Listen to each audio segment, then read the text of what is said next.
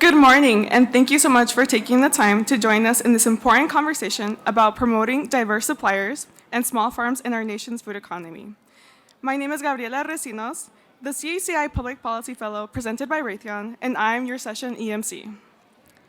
This session is particularly special to me as a proud granddaughter of Salvadorian farmers. Without their dedication and entrepreneurship, I would not be here today. This session is possible with the generous support of our sponsors, Cargill, Corteva AgriScience, McDonald's, and the Walton Family Foundation. I'm delighted today to have, as part of my duties, the honor of introducing Congressman James Manuel Costa. Congressman Costa has represented California's 21st Congressional District for nearly 20 years. During his time in office, he has applied his farming background to fighting for water, agriculture, healthcare, and the economy. He serves on the Powerhouse Committee on Agriculture, Foreign Affairs. Representative Costa has protected California agriculture, enhanced water storage, repaired critical infrastructure, and advocated for a strong national defense to keep us safe from threats here at home and abroad. He's a third-generation family farmer, and he is here with us today. Please help me to welcome Congressman Jim Costa.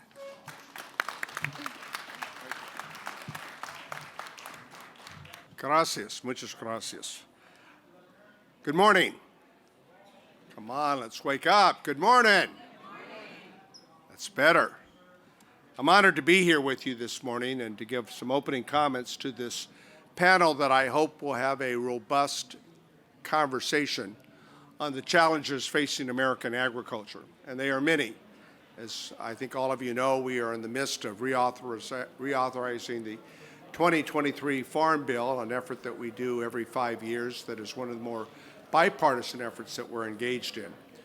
But the CHCI's conference this week is focused on a number of diverse areas that are so critical to the Hispanic communities throughout our great country.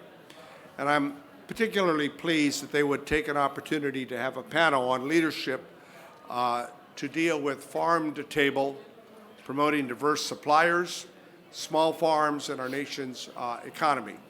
Because I think this is a critical issue. With less than 4% of our nation's population directly involved in the production of food and fiber, it is all too often, I believe, taken for granted. And I say this as a third-generation farmer, a farm kid. I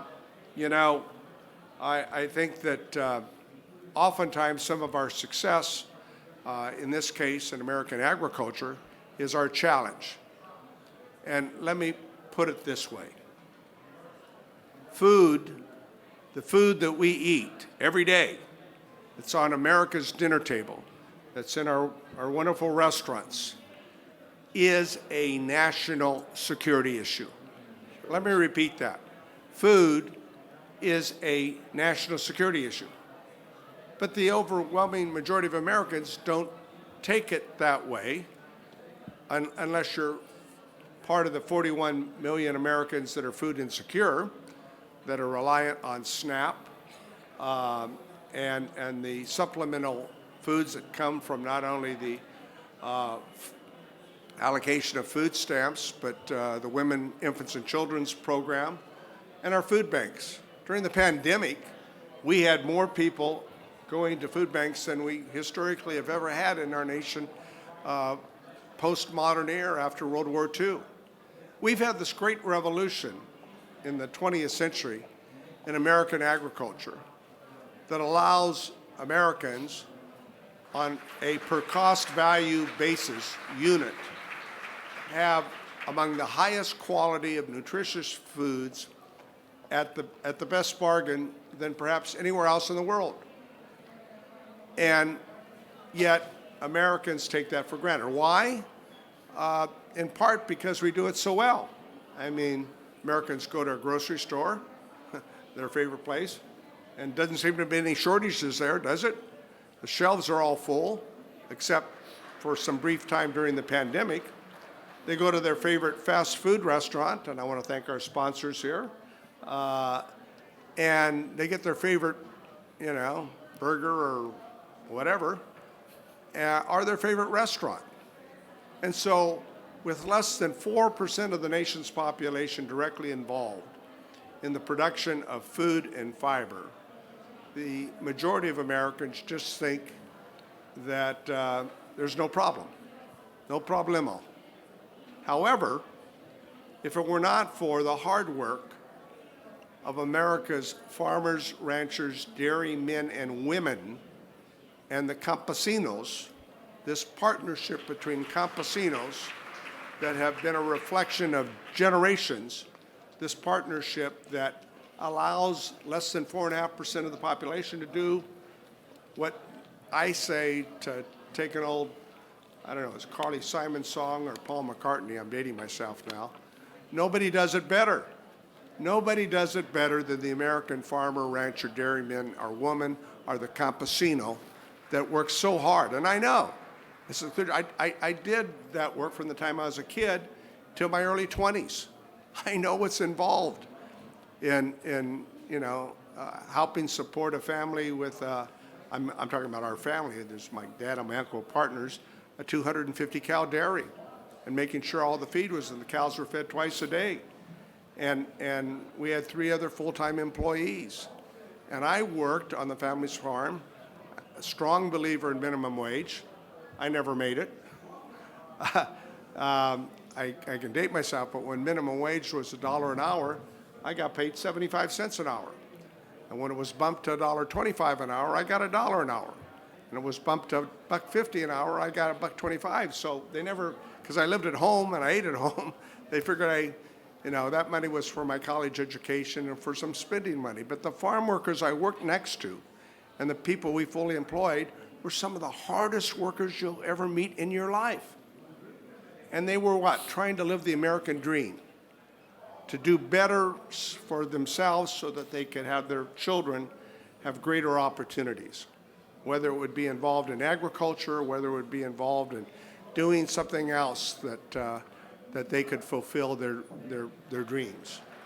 So I've worked very closely in the San Joaquin Valley, which is the largest agricultural region really in the country, therefore the world, to promote efforts with our young people, to promote agricultural education in our schools, in our colleges and our universities, to really allow the next generation of leaders to come forward. Now, I live in a part of the state of California that over 60% of the population is Hispanic. And the Latino origins not only come from south of the border, from Mexico and Central America, but come from other parts of the world as well. And it's important to note that in my district, we grow food that feeds the nation. And Hispanic farmers and campesinos play a critical role.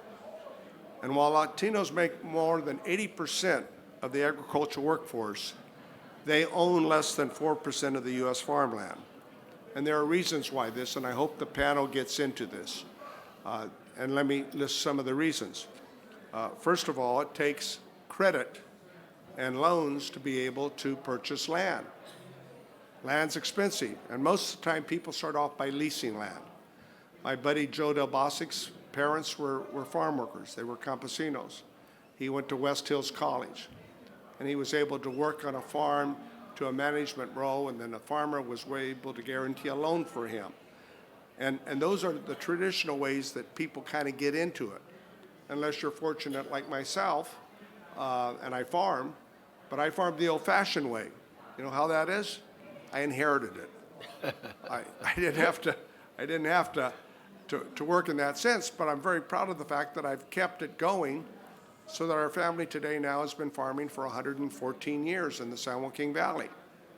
And that's a other traditional way that people get into farming that families do.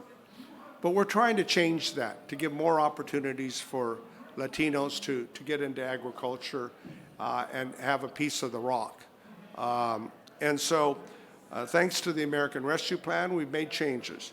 And the Inflation Reduction Act. House Democrats are trying to address the inequities of these programs to make it easier for Latinos who have an interest. And I will tell you, there is tremendous interest in where I live. Why? Because we live it. It's our communities, it's our neighborhood. And for a lot of families, like my family, it's the only thing we've ever known how to do. We were farm workers. We knew how to milk cows. That's what my grandparents knew how to do, my dad and my uncle. And I tell you, I learned to milk cows at an early age. If I didn't have this job, I have some redeemable skills. I could get a job milking cows, vaccinating, dehorning, pulling calves. Castrating comes in handy in Washington. But I'm serious. It's important that you understand that there's a large amount of folks that we need to encourage to have the tools to be able to get into farming, because it is what? A national security issue. California exports 44% of its agriculture. With climate change and other factors, we're going to find more countries in the world that are food insecure. And therefore, it's going to be more critical that with climate change and with sustainable agriculture, some call it regenerative agriculture, but that we ensure that we can continue not only to feed Americans consuming public as we do, but also with the healthiest and most nutritious food, but also at the same time provide food to parts of the world that are insecure. I just came back from Ukraine, Kiev, 2 weeks ago. It's tough, those folks, I mean, the brave Ukrainian people, and such losses. But do you know Ukraine provides more grain, produces more grain to feed that part of the world than the United States does? And Putin has weaponized grain by preventing the export of that product. So we need to do a lot of things. We need to try underserved farmers to provide secured farm loans, deal with crop insurance, and technical assistance. We're trying to do that in the Farm Reauthorization Bill. We need to create additional efforts for local food purchase assistance cooperative agreement programs. Our food bank in Fresno serves 4 of the neighboring counties, it's 5 counties in total, and they're going to borrow money this year because there's so much demand at the food bank. And we need to look at other efforts to try to purchase food from farmers. And we need to deal with waste. We waste a lot of food in this country. I hate to say it, whether it's in our restaurants or whether it's in our grocery stores. And we've got some innovative companies that are figuring out ways to deal with that product that may not look as good as you wanted to see it on the grocery shelf, but is still nutritious, has nutritional value, and can be made into other food products. And we're looking at how we deal with that from a technological standpoint. And to try to provide benefits for over 250,000 in California, people that are food insecure. Actually, California, as you would think, the largest state in the nation, has the highest percentage of people on SNAP. And my district and the neighboring district I represent are among the highest congressional districts in California. So it's important, it matters, because in the richest country in the world, we should not have any time or day of night when a young child goes to bed hungry. The school lunch and breakfast program, for a lot of these kids, as you know, the best meal they have in the day is that school lunch. Yep. And so therefore, there's a lot of things we got to do. I'll close on this. I've spoken too long, but as you might note, I'm passionate about this subject. Why? Because food is a national security issue. And our panel here has really an opportunity to drill that home in a way that explains how we can together come up with more opportunities to try to no longer take this issue for granted, both as it relates to our domestic needs and as it relates to the world that we live in. 7 billion people plus by the end of the middle of the century, over 9 billion people. So I'm looking forward to listening to our panelists help us, give us advice on how we can craft a very strong farm bill that meets the needs of our farmers, our ranchers, our dairymen and women, and our campesinos. We must get the Farm Worker Modernization Act passed. Geez, I mean, this is a small portion of, yes, you can applaud on that one. I mean, it's the right thing to do.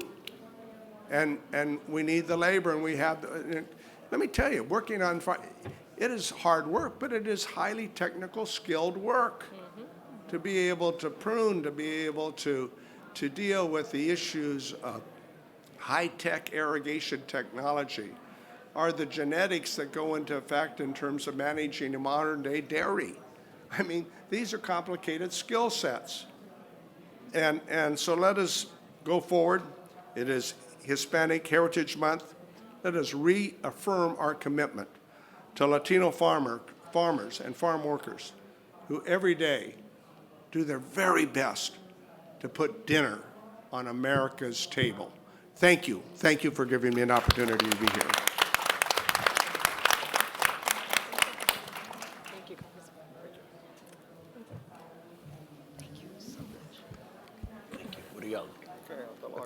Well, thank you, Congressman. Next, it's my absolute honor to introduce Mr. Karis Gutter, the VP of Corteva Agriscience on Government and Industry Affairs. Corteva Agriscience is a Fortune 500 multinational agricultural company. We are indeed fortunate to have him here today with us, so please help me welcome Mr. Karis Gutter.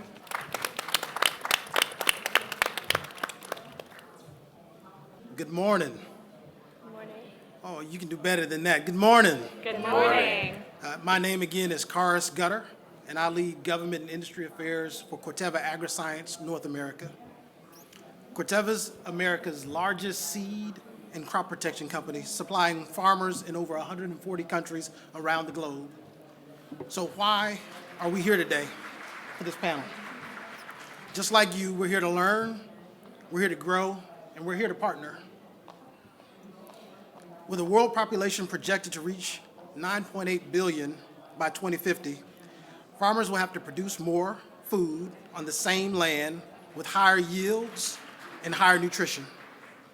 We'll need an unprecedented level of talent around the table to ensure that we meet those challenges, while doing so on less land with fewer greenhouse gas emissions, which means we're going to need new innovative talent.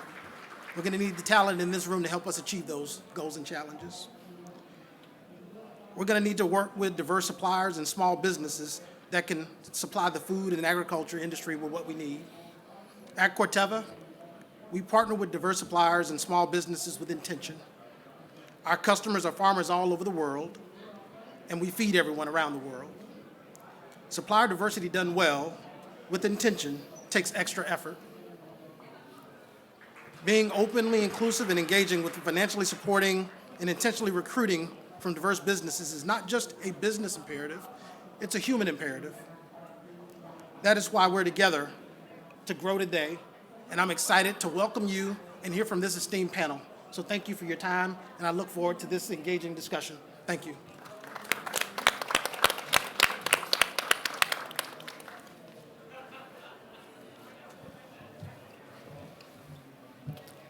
Thank you so much, Mr. Gutter, for your participation this morning.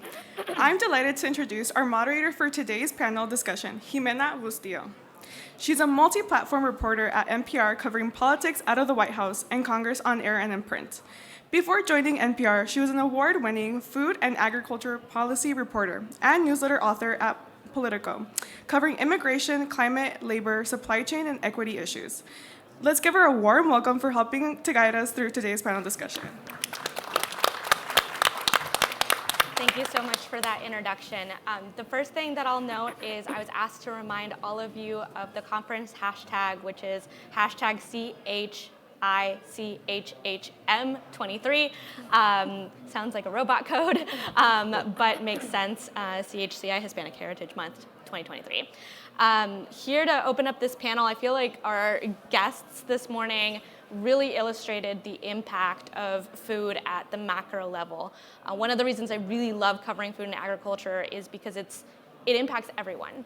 Did you eat this morning or not? That is the ultimate political question.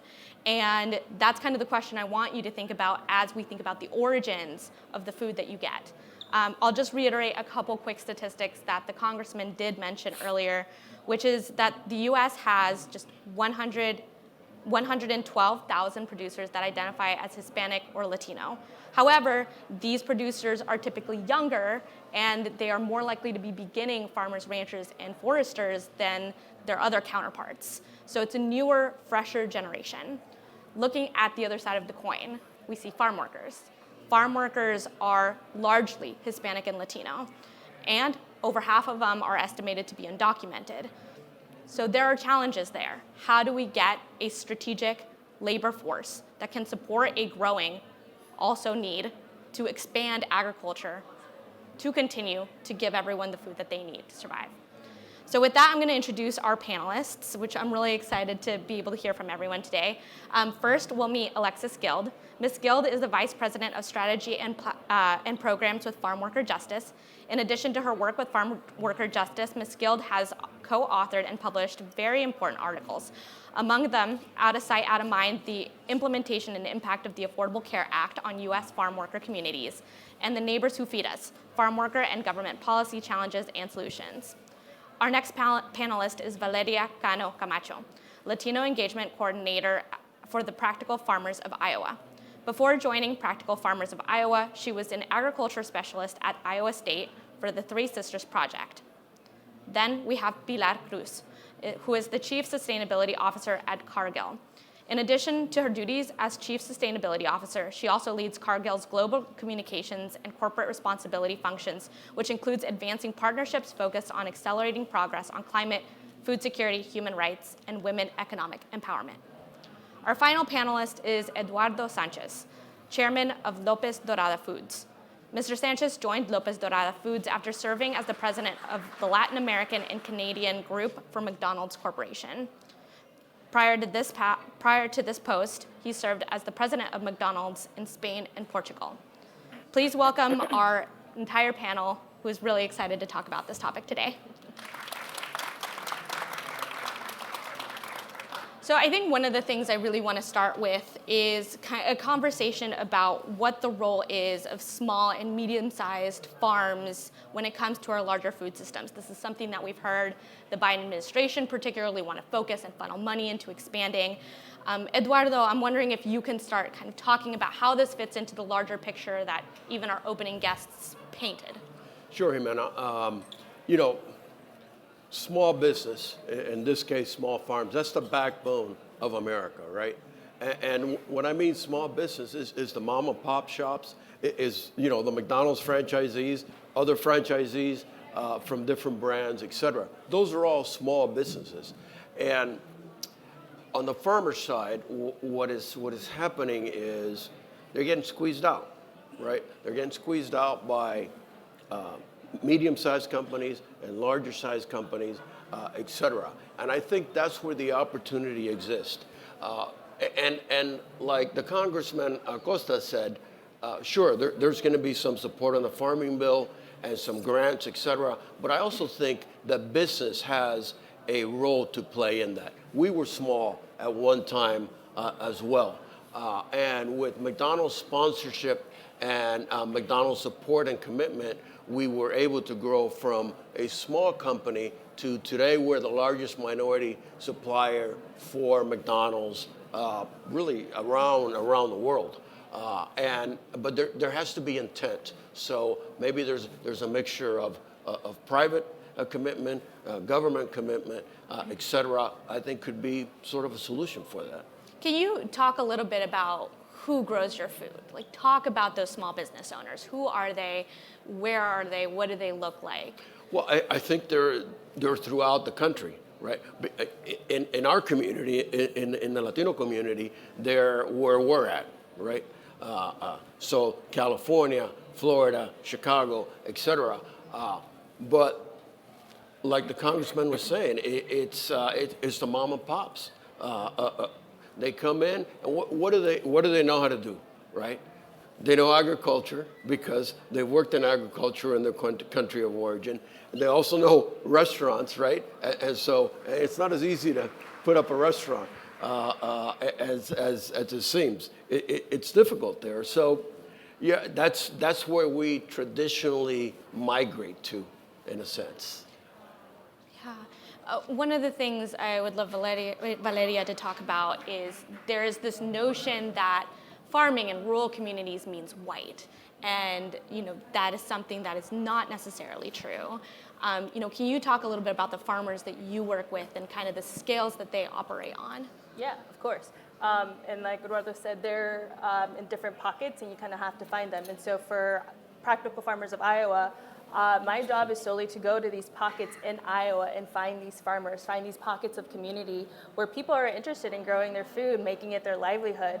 And this means I've been working with like different church organizations, other nonprofits offering services to Latino people, like legal services and stuff like that. And so partnering with that has been really strong for me because I'm one person, right? I'm one person and I've gotten emails from so many people asking like for my aid and it's like, okay, but I'm just one, right? So where is this partnership starting?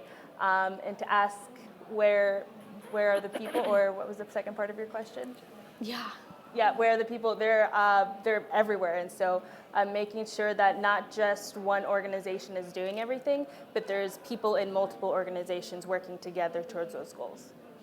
I'm wondering if you can talk a little bit about the challenges you hear from farmers. That's something that's been hinted a bit, is that it's hard, it's difficult to get into this and grow your business, start a restaurant. Yeah.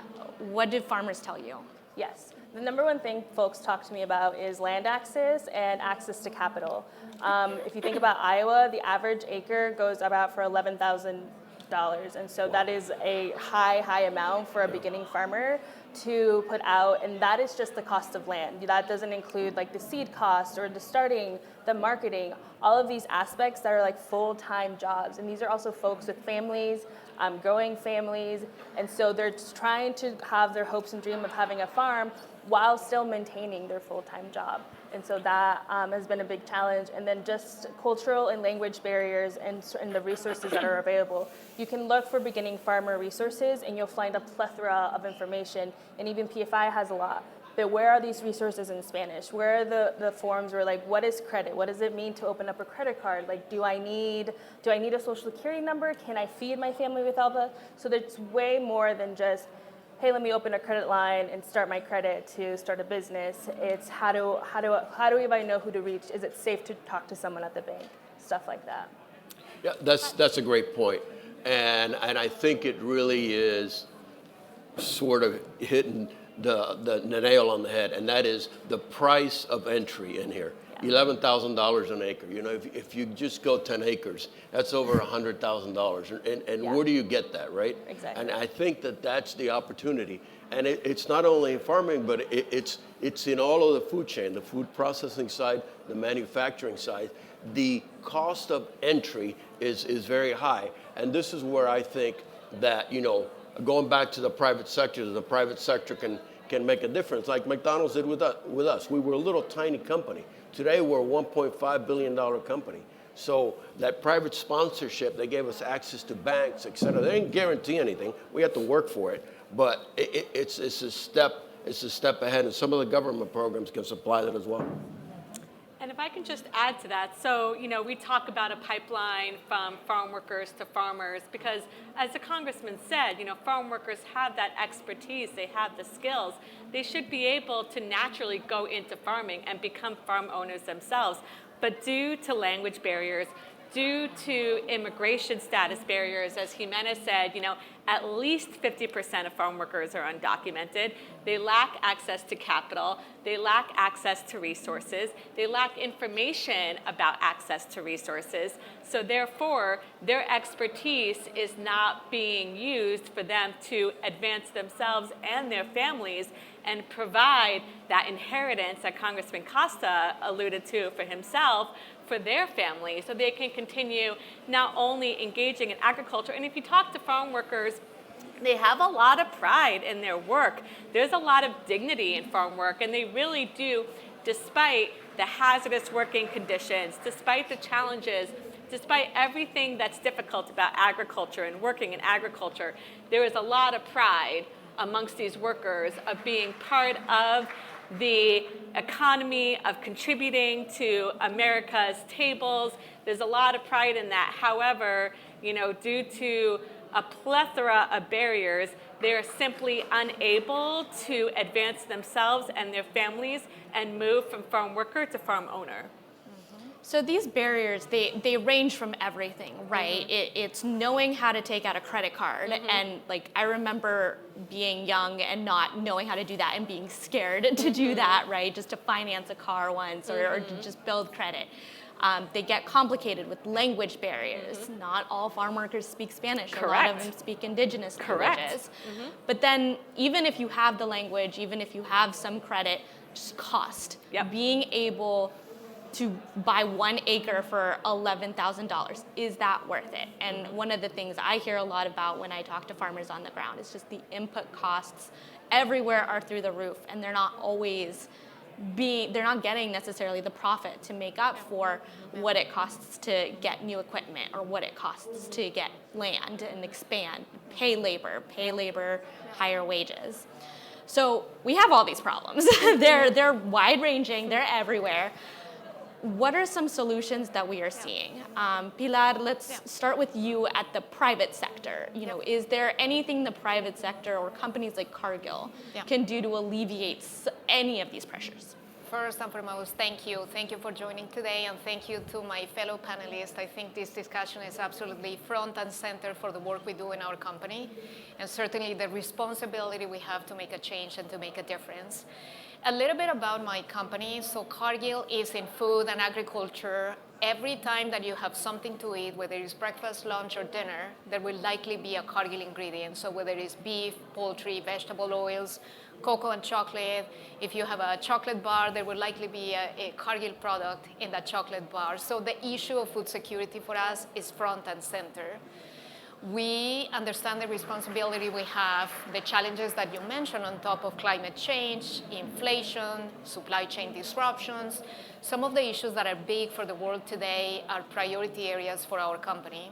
So we work every single day with farmers to identify and develop solutions that allow farmers to be more efficient, more productive, more sustainable, and to improve the issue of inequality or access to resources that farmers do not have today. We all know, and I think both of you talked about the challenges that farmers face, whether it's getting access to capital, to resources, to fertilizers, to even practices to know how to improve their productivity.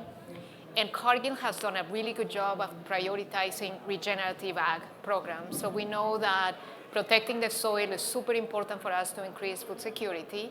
We know that there's practices we can implement at the farm, such as no-till, cover crops, reduced till, that again allows us to protect the soil so we can increase food production, but also improve the productivity at the farm level. We talked about the challenges that farmers have in terms of getting access to some of these resources, and we are there working with the farmer, understanding what are some of the challenges, because some of the challenges in soy production may not be the same as corn production or beef production. So understanding what is important to each of the farms in each of the sectors, and then developing solutions that help the farmer to be more successful. But I would also say it's not just the farm, it's also the employees that work with us. Today in the US, 37% of our workforce comes from Hispanic Latino backgrounds, just like us, just like all of you. And we understand the importance to create an environment that is welcoming for everybody, a company that all of us can be ourselves, and a company that creates policies and programs in place to support Hispanic Latino communities, both again at the farm level, from a customer and supplier perspective, but also our communities. Mm-hmm. Valeria, I'm wondering if you can kind of expand on what you need, either from private companies or from the federal government, in terms of what addresses these problems. Yeah. As Pilar, as you were talking and you were talking about the programs that you're supporting, I was thinking, yes, so PFI has several funding sources, private, foundational, federal, state, and so these are grants usually that our staff is applying for different programs that the private sector companies are trying to root for. But when I think about, as you talk access to capital, there's one farmer in particular that comes to mind where he'll send me like, oh, USDA just announced this like multi-million grant opportunity. And he's like, hey, how do I apply for that? And I'm like, Max, we can't. Like you physically cannot. Those are sort of for like bigger organizations to then like trickle down the money, and then if you look at the amount of money that actually goes into the farmer's hand, it's like a small percentage of that larger amount, right? Yeah. And so finding ways that there can be like direct funds or direct resources to those farmers is really important. As we talk about startup costs, it definitely takes more than just the cost of the land, and then building community and support in those farmers is super important, and it's something PFI really prides themselves in creating out networks where you can talk to other farmers like, hey, I'm struggling with like pesticide drift from my neighbor, what did you do? Oh, I'm struggling with my soil erosion, what did you do? And so establishing those connections is really important to us, and also part of any work that that private or federal states want to do, because it's not just here's some money, here's like throwing money to the problem, but what is the responsibility and the partnership that is being built? And it's gonna take time, that's another thing. There's sometimes where like, they're like, oh, in a year we'd like to see this outcome, and it's like, I just met this person. I can't expect them to trust me, let alone reply to emails or my calls in a year or 5 years, right? So understanding that this is a long-term work and that it's gonna take work for multiple people in organizations to do that. Maybe I want to follow up on your point around multiple people. And again, the issues that we deal with at the moment are so complex that in our case, our company believes that we cannot do it alone. Tackling climate change, inflation, food security, supply chain disruptions, the aftermath of the pandemic, we actually believe in bringing stakeholders together. So we begin at the farm where the food system begins, working with the farmers, but it's the government, it's NGOs, it's customers, it's technology companies. And some of the solutions that I mentioned before, and one specific that supports the North America beef supply chain is a program that we have heavily invested on, and it's called Beef Up, where we work with ranchers in North America to increase their productivities through grazing management practices, through financial support, really identifying what is it that we need to do at the ranch level to increase productivity and to do more with less. But again, it takes customers. So we have a partnership with customers such as Burger King, McDonald's, Target, because we know that by putting everybody's capabilities together, the skills, the expertise, and the talent, will come up with the best solutions, which in my mind has to do a lot with Hispanic Latinos. The creativity, the innovation, the passion that we have is certainly helping us. So I've seen some of the best solutions when we work together, to your point, Valeria, and I would like us to continue to do more of that. And I would agree that partnership is super important. What I would encourage is to think about all the stakeholders, so as well as the farmers and the organizations and the corporations and others, but also thinking about the farm workers as stakeholders and really engaging them, because they do have the expertise and they can share ideas around innovation, around regenerative agriculture, around technology and mechanization and how to improve productivity. So I think, including farm workers as well is very important. Yeah, that's a great point, Alexis. And you can't work in a silo today. It has to go all the way down because it's from the fields to the plants, the processing plants, et cetera. And I'll give you an example. When 20-some years ago, when McDonald's was trying to get antibiotic-free and hormone-free chicken that they've had for the last 20-some years, work with companies like Cargill and Tyson, and it has to go all the way to the farms and the feed and the grain and then the eggs and the birds, and it's just a continuous cycle. So I don't know. Today, working in a silo will not be effective because we all sort of have to work together with the many challenges that we have, including the environment. So it's important to do that. Yeah. It is definitely a very integrated industry. And kind of the last big topic I want to touch on before pivoting to audience questions is that of the labor question, right? When I talk to farmers, especially if they are already going, they always tell me their number one problem is labor shortages, availability of labor, cost of labor. Pilar, you mentioned your workforce is predominantly Latino. That's very common. For those who might not be familiar, there are two main visas that the ag industry can also use. There's the H-2A visa for seasonal ag labor. Meatpacking plants and fisheries and forestry get access to H-2B visas, which are often kind of forgotten about. I'm curious what your company is doing particularly to help workers. We saw during the pandemic, supply chain disruptions in meatpacking plants like Cargill because workers got sick. Yep. Some of them died, and that really shed a light for like 5 seconds, and then we all kind of pivoted away. So what were kind of lessons learned, and how are you taking care of your predominantly Latino workforce? That's a really good question. So I would say first and foremost, we are a family-owned, privately held company. We have been in business for 158 years, which is remarkable. And even though we are a global company with 160,000 employees, it feels like we are family-owned. We have 3 specific values. The first one is putting people first. The second one is doing the right thing. And the third one is reaching higher. So the moment that the pandemic hit, the first thing we did is look at our values, live our values. We put people first. So we prioritized the safety of our employees. We made sure that first we stopped production because it was super important for us to understand how do we protect our employees.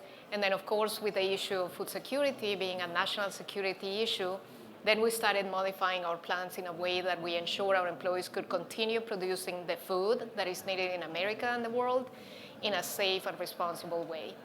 There are many things that we are doing. I would say, first and foremost, again, I mentioned before, it begins from the top. Our CEO, Brian Sykes, is fully committed to ensuring that all of us can be ourselves at work, that we create and implement policies and programs in place for people to thrive, regardless of your nationality, background, origin, religious belief. Diversity, equity, and inclusion is core to our company's DNA. And there's a lot of things that we do. I recently went to one of our beef plants, and it was great to see and to talk to a lot of our Hispanic employees. We use things like a device that allows our employees to speak in Spanish and translate in English immediately, so there's a really easy way for us to communicate or for them to communicate as well. And we are making investments in a way that we support our employees, we give them opportunities to grow in the company, but through our recruiting program, we are partnering with universities such as Texas A&M in a way that, again, we recruit talent, we develop talent, we promote talent, and we make investments in the business to make sure that people feel they're respected and they can thrive in our company. And Valeria, a similar question for you. Farmers, need labor, but sometimes there can be missteps with how that labor is handled or recruited, and increasing hot temperatures or adding an additional strain to that. How do your farmers see that challenge with the predominantly Latino workforce? Yeah, and I will say that I'm actually in a space where most of the farmers that I've been talking to are either like they've been doing it for over 20 years, but now it's like one-man operation, which is crazy to think about. And then it's examples like that where they have food that just stays on the land. They don't have enough to hire laborers to harvest that land and cultivate that land, and so that just goes to waste. They just have to stay there. Which is incredibly sad. And then you have the other side of the spectrum where they're just starting. So they're trying to figure out, how am I going to sell all this produce? Again, that marketing piece, that's a full-time job, trying to figure that out and trying to find those markets. Okay, well, they can't find those markets unless they grow more food. Okay, but they need more labor to grow more food. Okay, but so it's this really bad cycle of just needing to stop and figure that out. And I feel like, Alexis, maybe you can talk a bit more about that, because that's the problem that I'm hearing and facing, and I'm also struggling to answer that question myself. Well, it's challenging. So, there is a conversation around a labor shortage. And in some areas, there is a labor shortage, and growers are increasingly turning to the H-2A program that Jimena discussed, and that program has more than doubled in the last 5 years, and it will continue to grow. Unfortunately, the H-2A program is also rife with abuse and exploitation, because workers come here and their visa is tied to the employer who sponsored them. So they are less likely to assert their rights because they are fearful that if they do, that they will be terminated, their visa will be terminated, and there's blacklisting, retaliation. These are huge issues amongst H-2A workers.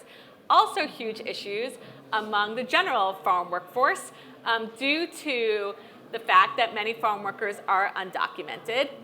So therefore, they are fearful about asserting their rights. But let's even talk about the rights, because farm workers don't have the same protections as other workers. There is agricultural exceptionalism, so many labor protections that protect other workers in other industries do not apply to agriculture. There is no heat standard in the United States. So only a few states, California, Oregon, Washington, Colorado, have standards in place to protect workers from heat. We have seen as a result that many workers are dying out there in the fields because they don't have access to breaks, they don't have access to water, to shade, and they continue to work because they have to meet these productivity levels.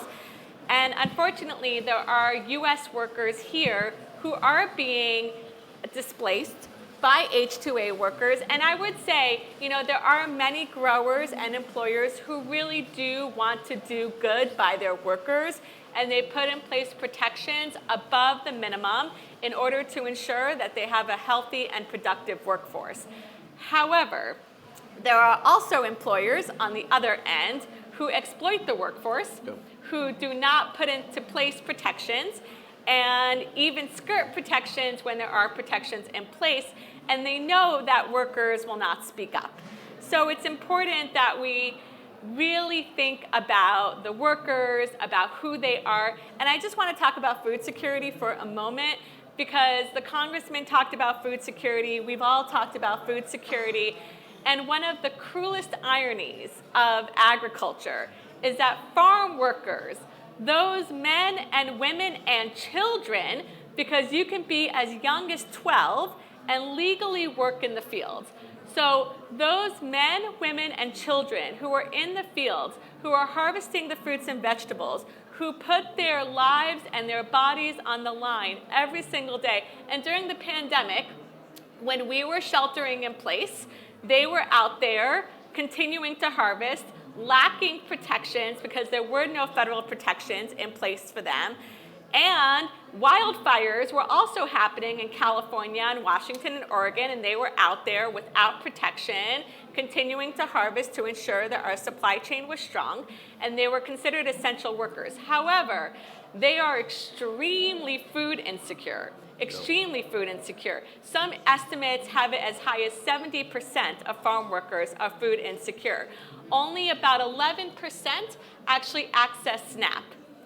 And there are a lot of reasons for that, but one of them being because of their immigration status, because they are not eligible for SNAP.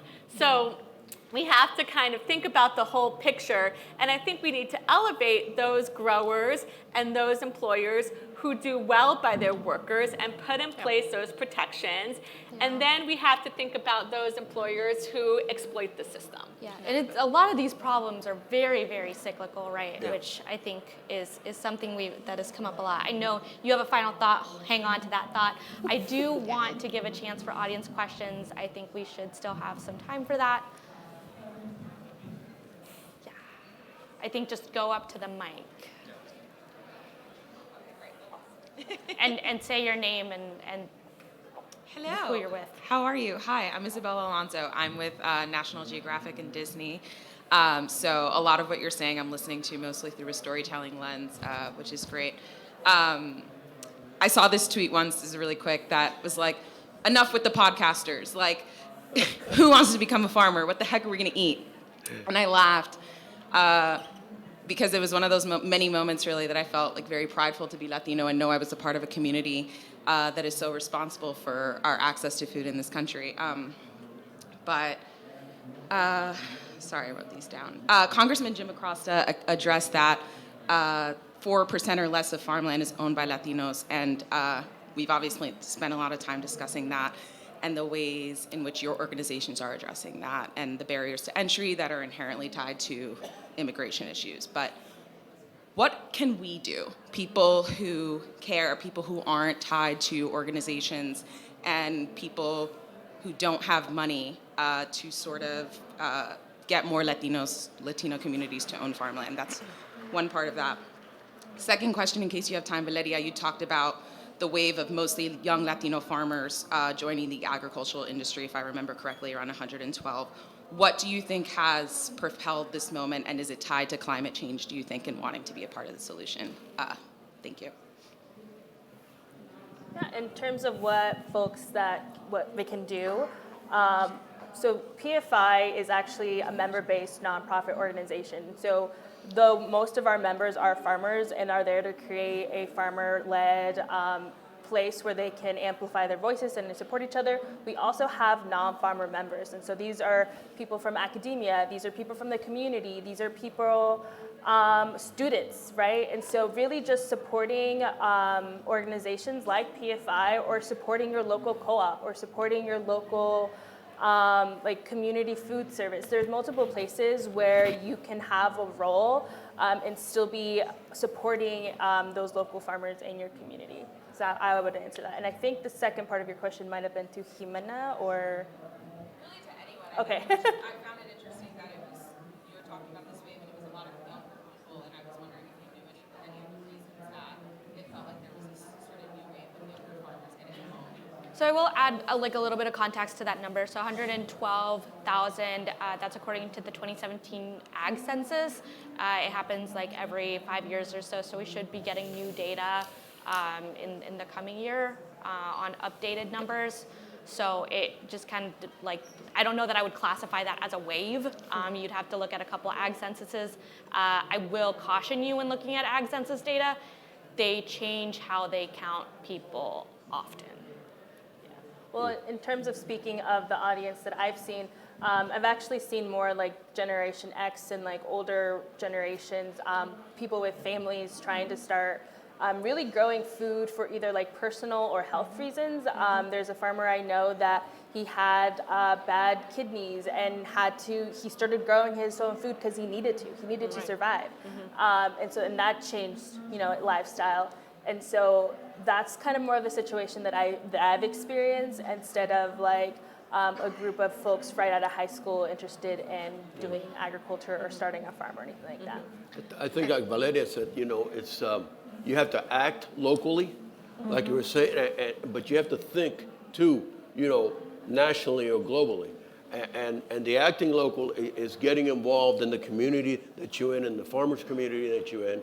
The acting globally is the elephant in the room, which is immigration reform.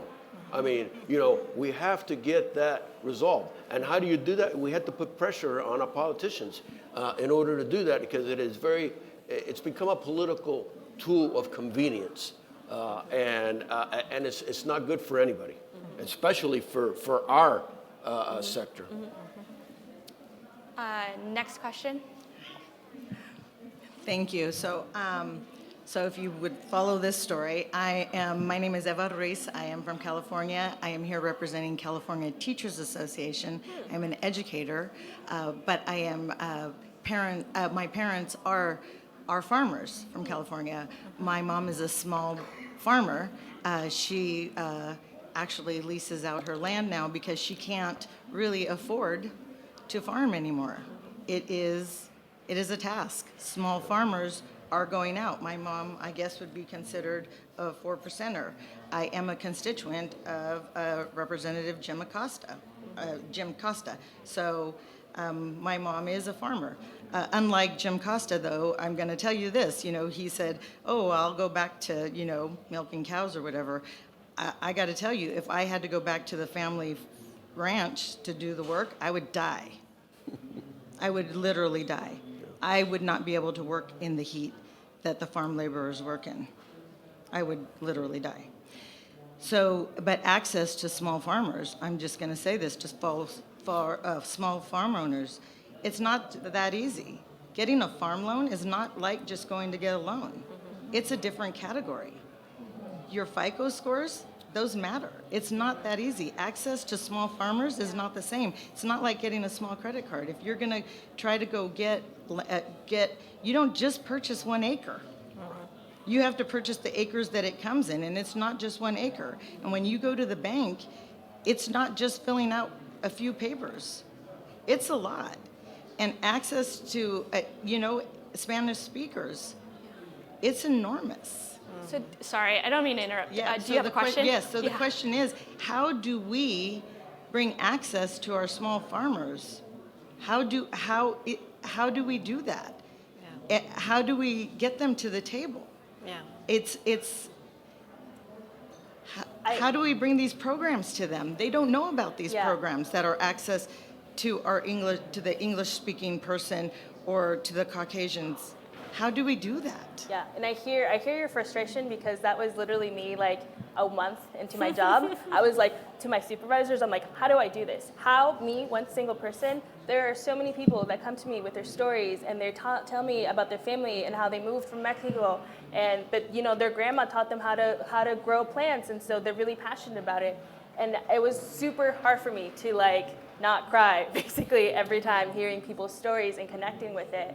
And I realized that my organization, they created this role for that purpose. And so I just started working with other organizations and seeing where I could connect with people and making really strong connections with folks that also had that same interest, and like continuing that follow-up. And I'm gonna say that most of my job is like relationship building and maintaining that relationship, and it's really important, because like if I have a resource, I'll send an email, send it to a couple other people who are active community members, and then they share it with their resources, because it's not actually it's not reasonable for me to know everyone in a certain community, but I can know the person who has the group message or the WhatsApp message about the local church events or the local food sales, and then they can connect with people. And so it's creating these like brains, neuron networks within communities that all connect to like the bigger corporations or the organizations like PFI that have those resources.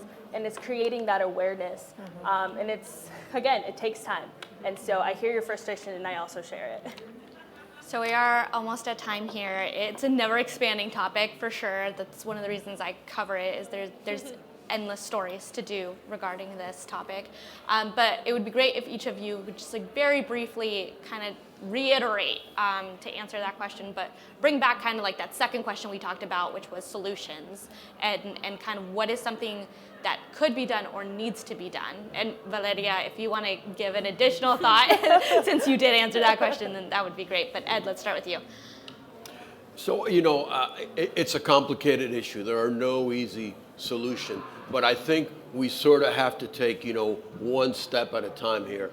And you can't do it by yourself. So what I would encourage is a combination of private sector, government, and local to be able to put that muscle together, because it's not cheap to come into this business. It's not cheap to maintain it. And you have to have relationships and demand in order to produce what you need to produce to make a decent living. Maybe the next thing that I'll say, and we didn't touch on this, is setting high level of aspiration and goals. We signed in 2019 the Hispanic Promise, along with many corporations, companies, financial institutions in the US.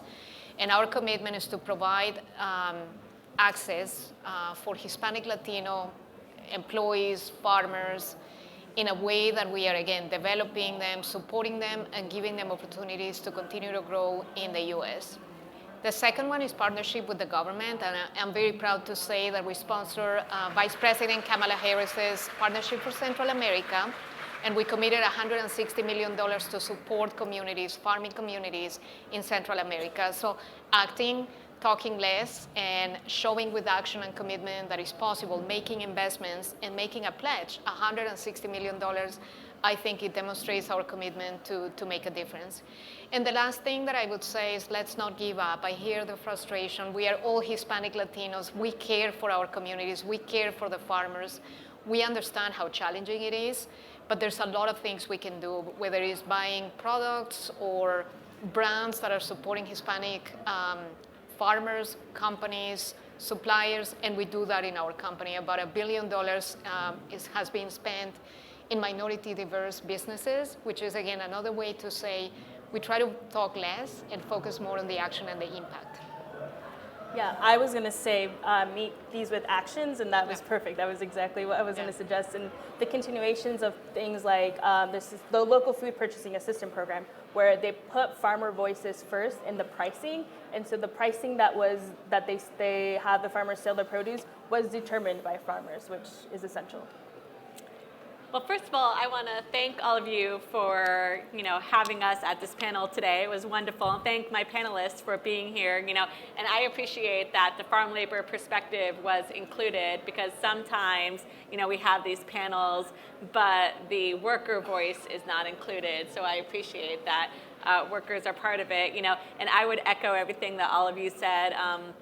Partnership, engagement, ensuring that funding and resources are being focused in rural communities and trickling down to not only the farmers and the producers, but the workers themselves. The Farm Food and the FFWR, the Farm and Food Worker Relief Program, the USDA, has and is providing payments to workers who have been impacted by COVID-19. There's a lot happening at the federal level, a lot happening at the state level, but I think continuing to be engaged, continuing to be aware about what's happening, not turning your head when you're looking at your food and just saying, oh, look, there's food on the table, really thinking about who brought that food to you and what was involved in bringing that food to you. And then I would just add, just making sure that workers are part of the solution, because workers know, they are on the ground, they have the expertise. It's important that their voices are elevated. Wonderful. Well, thank you to all of our panelists for being here today. And speaking of food, there's going to be a luncheon at 12:15 on the changing Latino families. So, especially as you go out there and eat all the snacks, don't forget about this conversation along with that as well. Thank you all for being here. Thank you.